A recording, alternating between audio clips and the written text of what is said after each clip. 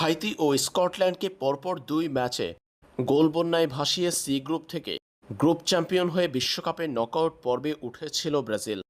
অপেক্ষা ছিল প্রতিপক্ষের জন্য। নকআউট পর্বে ব্রাজিলের প্রতিপক্ষ হিসেবে আসবে কারা? সেই প্রশ্নের উত্তর মিলেছে এবার। শেষ হয়েছে এফ গ্রুপের গ্রুপ পর্বের ম্যাচগুলো। প্রত্যেকটা দলই ৩টা করে ম্যাচ খেলেছে। আজ মুখোমুখি হয়েছে নেদারল্যান্ডস, তিউনিসিয়া, জাপান ও সুইডেন। এফ গ্রুপের ম্যাচ শেষ হওয়ার মধ্য দিয়ে নকআউট পর্বে ব্রাজিলের প্রতিপক্ষ চূড়ান্ত। এফ গ্রুপে আজ নেদারল্যান্ডস তিউনিসিয়াকে হারিয়েছে ৩-১ গোলে। অন্যদিকে জাপান সুইডেনের মধ্যকার ম্যাচটি হয়েছে ১-১ গোলে ড্র, যার ফলে এফ গ্রুপের পয়েন্ট টেবিল দাঁড়িয়েছে ৭ পয়েন্ট নিয়ে নেদারল্যান্ডস সবার উপরে। ২ নম্বর পজিশনে আছে জাপান, তাদের পয়েন্ট ৫, এবং ৩ নম্বরে সুইডেন। যেহেতু ব্রাজিল এফ গ্রুপের দ্বিতীয় দলের বিপক্ষে খেলবে, তাই ব্রাজিলের প্রতিপক্ষ জাপান। নকআউট পর্বে জাপানকে পেল সেলেসাওরা।